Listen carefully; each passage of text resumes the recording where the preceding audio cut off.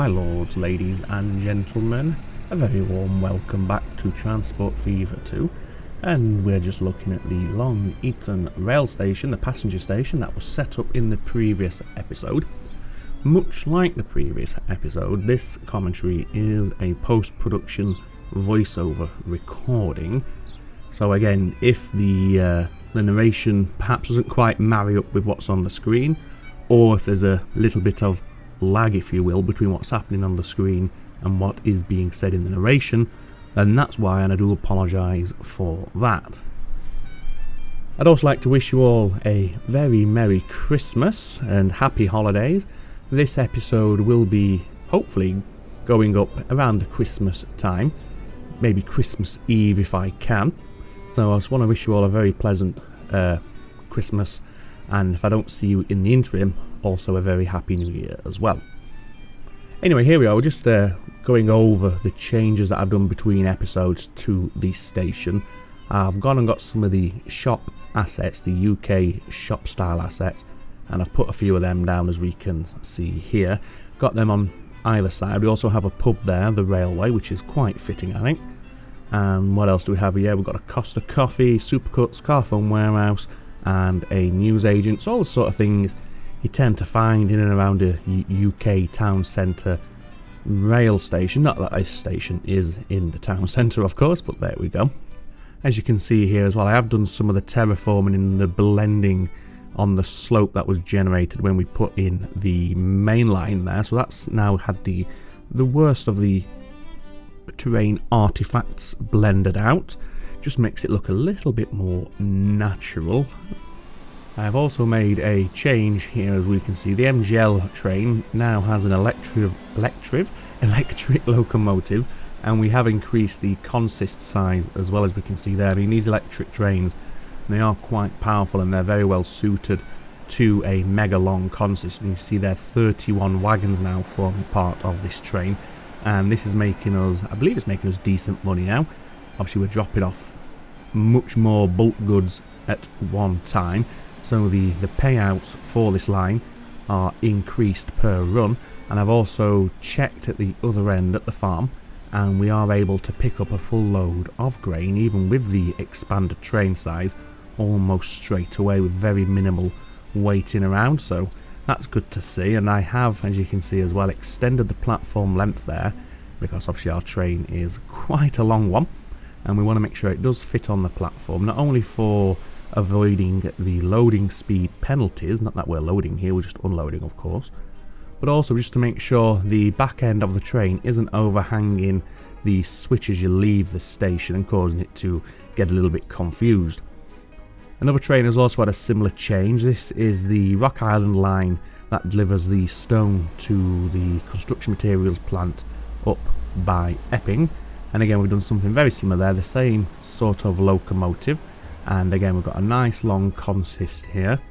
Originally we did have two trains running on this line. Given the length of this train, we no longer need to have two, so we have got rid of the second train and we just have the one, and that's doing a good job at keeping up the supply at the brickworks, as we can see right there. We've still got 35 stone in the warehouse, if you will, and our train is not too far away from dropping off another full load. So I think at this point we don't have any dead production time at the brickworks, which is really fantastic, and that's what we want. Okay, ladies and gentlemen, here we are back at Long Eaton, just as the Flying Scotsman train on our main line departs. And what we're going to do today is extend our passenger line from Herne Bay over to the city of Axbridge. And then once we've got the track and the infrastructure in place, we will amend the orders of the main line and have it call into Axbridge. As we can see just there, it's making us, well, it's doing okay. I'm not particularly fussed if it's making a small loss or even, you know, a larger loss. I just want to have the Flying Scotsman on the map, really. So yeah, it's just doing okay. It could be doing better, of course, but over time, as the passenger generation continues to increase and we continue to have that increase in pickup, then we should see this line hopefully starting to make us a decent profit. Once we unlock the third and fourth cities, I do think we'll be in a place where we are making a decent amount on our mainline train. So then, as I said, let's work on extending this passenger line to Axbridge, and what we need to have a look at here is where we would like to locate the train station for Axbridge. One of my initial thoughts was to have a dual purpose station over there at the freight yard, just over our right shoulder. However, in the end, what I opted to do is to have a station pushed up this hillside here somewhat, so it sits prominently and proudly overlooking the town of Axbridge, and it should make it a bit of a feature for us, because it's going to be something a little bit different. It's obviously going to be nestled up in the hillside. We will have to do some terraforming and remove some of those trees and obviously get roads up there. That shouldn't be a problem. Yeah, this is just where I was looking at the possibility of having it link into the cargo station, but given all the industrial buildings that we have now outside of our freight station, it didn't really seem the ideal place to have a train, especially not a passenger station anyway, because that would obviously require the people to have to travel through or walk through quite a dirty, noisy industrial environment, and you don't want that just as you get off your train after finishing a long day at work and you wanted to head home. So yeah, we do opt for having it nestled upon this hillside here, so we're just removing some of the roads there in Axbridge and some of the residences, just so we can have a bit of space to work with. We can do exactly what we're wanting to do without having to build around existing buildings and roads. So yeah, this is like the view, a vantage point from where the station is roughly going to be located. And we can see it is quite a nice overlook there. I think that'll be quite pleasant if we can do it right and get some scenery and detailing work done later. For now, what we're going to do is just remove some of those trees on the hillside there, just so we can see the lay of the land and what we're working with. And it just opens it all up, and you're not in the middle of a dense forest as you come off the train. And then what we want to do, as we're doing just here, is flattening off an area to work with on the hillside, so we have a nice flat plateaued area on this hill, and this is obviously where our station is going to be situated. So I'm just going to smooth off and flatten off a rather large area up here, because of course not only do we need the station and the rail lines up here, we also need to have some roads running up here so we can get the passengers in and out of the station as quickly as possible. So now we can put the station down.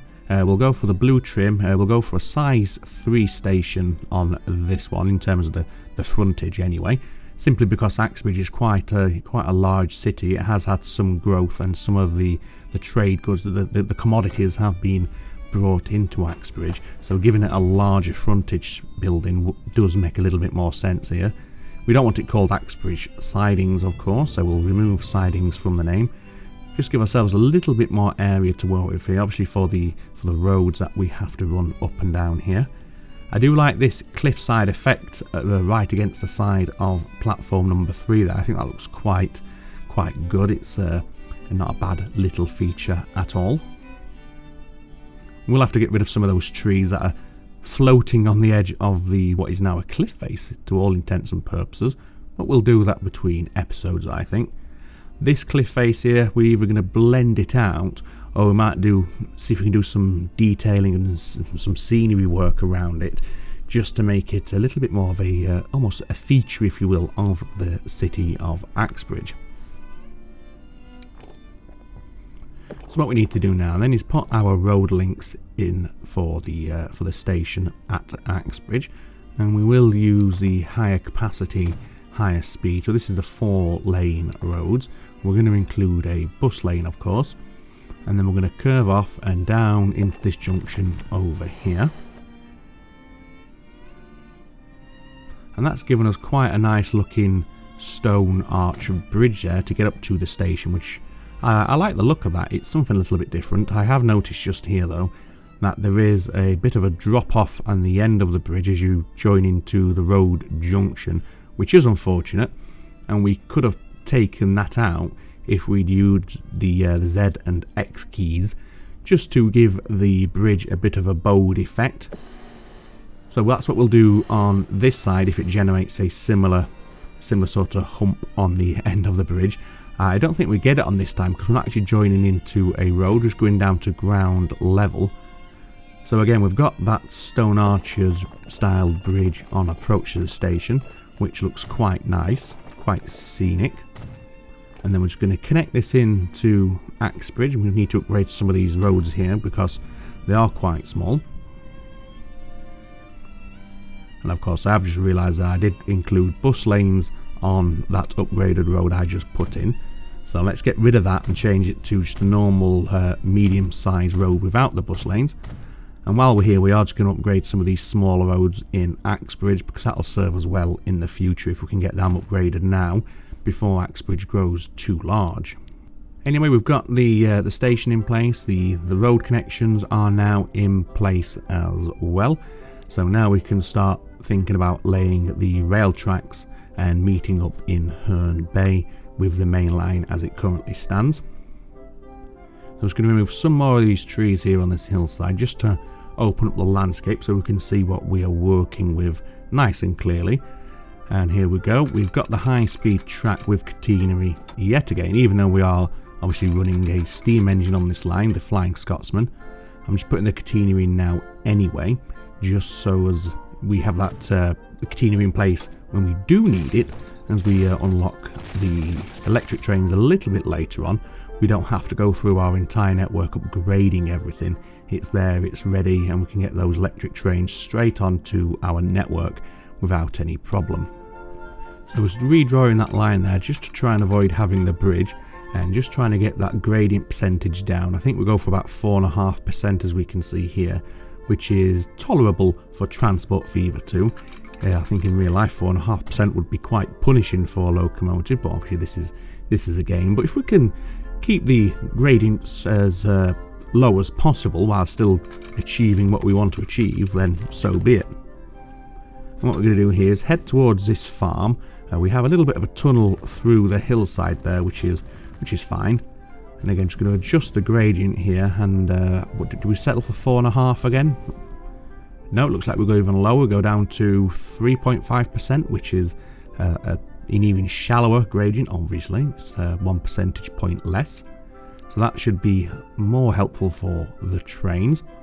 Switch to this iron bridge, of course, just for the increased speed that it offers. As much as these stone bridges do look very scenic and rather pretty, the huge slowdown you suffer on those, the speed penalties, it's just too much to bear really. So we do go for the more modern iron stroke steel girder truss bridge. And we're going to continue on. And now I was hoping to get past this farm without having to remove any of the fields. Unfortunately, we can't get away with that, so we do have to plough straight through this farmer's field or two here, which is a shame, but we can always manually add some fields in later using some assets and some terrain builders just to increase the size of the farm once again. And you know, by way of an apology to the poor farmer whose cattle we've just had to relocate, and his field here that we're having to just basically get rid of.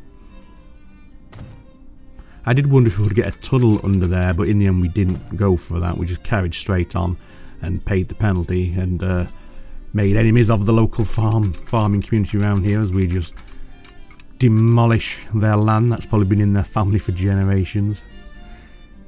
So now we're heading down towards the river because we need to cross over to get into Herne Bay.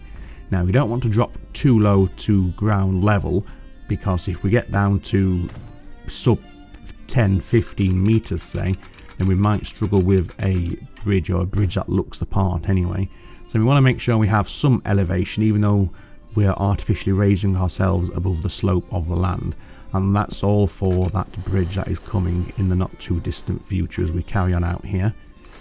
Now we probably don't want the bridge to be this long, however, that's a little bit silly.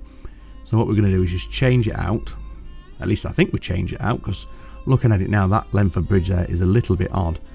So I think what we do is we pull the rail line back to just before the road, swap to an embankment. Yeah, this is what we're doing here. Look, so we're pulling it back so we can have a longer embankment.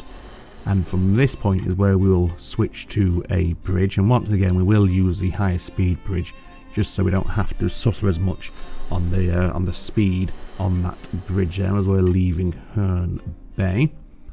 So I'm just getting it lined up for its final approach into the city of Herne Bay. The river is still open for shipping, not that I have any plans to do much with shipping, if anything, on this map, because there's nothing on the map that's conducive to having shipping lanes running. But if we do want to, then we still have the option, because we've kept the bridge open to us. So as you look here, we are almost at the same height as the station, which is good to see. I think, yeah, we went up 10 meters there, which is fine. I mean, I think that gives us a 5% gradient there, which is quite steep, but it gets us into the station. And eventually, in the future, our passenger lines, they will likely be running electric trains anyway, which are far more capable when it comes to tackling gradient changes anyway, so it shouldn't be too much of a problem. So what we're doing now is just planning how the lines are going to run. So we're going to stick to the left, of course. We're in the UK, so we're doing a left-hand train drive. We're not going to have a switching over position over in Herne Bay. That's the city. I forgot the name of the city. Yeah, we're not going to switch over in Herne Bay anymore. We're going to carry straight through, and each platform in Herne Bay will serve either the northbound or southbound traffic. So this does mean we'll need a switch over just outside of Axminster, of course, but that's fine. We can put one of those in. Just using some of these dwarf signals here inside this tunnel. Struggling to get it lined up, as you can see. I think we couldn't really get that lined up as best as we wanted it, but we made do in the end. So now we do need a crossover, so we need a way for the trains to leave platform 1 and get over to the what will be now their left-hand side, just like this. So we'll do it at a decent lick if we can. 64 miles an hour is more than fast enough for station approach.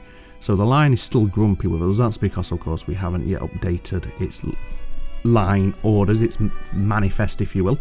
So we need to do that, which is what we're doing right now. So we're looking for RPM, the main line. There it is. So yes, after Herne Bay, we're now continuing on with no changeover on tracks, and we're heading into Axbridge. And then on the way back, we want to make sure we stop off again at Herne Bay, and this time on platform number 2, which we have now done. Obviously, there's no way to get onto platform number 1 on the southbound journey anyway, so that was guaranteed that it would be platform 2 there, but that's exactly what we want it to do. So the northbound and southbound services, they will be separated on their platforms. Eventually we will do the same in Axbridge, of course. After we've continued the line up into Epping, we'll do the same with the northbound, southbound platforms, platform 1 and platform 2 respectively. So the last thing we need to do then, obviously, in Axminster is make sure we have some bus connections in the city so that we can get the residents and the commuters up and down from the station in good order. And again, what we're going to do is we're going to ensure that the stations overlap with our existing bus stops that we have. That way the passengers can walk between the two, so they can get on the local inner city buses and then switch out to the station link buses without too many dramas. So we'll make sure that overlaps there, which it does. It's only around the corner, which is absolutely fine. Then we're going to head down, overlap with our bus stop just there, and from that point it's a case of getting back up the bridge onto the hillside and into the station. So let's give this a nice colour. Let's go for, what should we go for? I think we originally go for red, but then it occurs to me we already have a line coloured red inside Axbridge. That's the brick delivery line, of course. So we do change it from the red colour pretty soon, but for now it's just a case of getting all the stations, the bus stops linked into the line. And here we go, I've just spotted the clash of colours there. So let's swap it out and we'll go for a nice green colour instead. We don't have any green lines in the city of Axbridge, so there's no confusion and there's no clash. So now to name the line, I think we'll just go for the Axminster station, sorry, the Axbridge station link. Have I been calling this city Axminster for the past couple of minutes? I think I might have done. Do apologise, it is Axbridge. So yes, that's the link line set up. Now we can purchase our buses. Still had the game paused there. Obviously I did pause it when I demolished those roads and residences right at the start of this build, and it's been paused ever since, although we might have paused actually when our train got a little bit upset, so yeah. But anyway, we're up and running once again. So here's 4 Daimlers to run the Axbridge station link. Stick them on, we'll give them the colour scheme of course, which we have done, and away they go. Okay then, ladies and gentlemen, I know this episode is a little bit shorter than usual, but doing a post-production narration, it's easier to do it live, shall we say. So we didn't do anything else in this episode anyway. All I was doing at the end there for the past 10-15 minutes was going through all of our existing lines, checking the line rates, finances, see if we could make any tweaks and where the tweaks were needed, if any.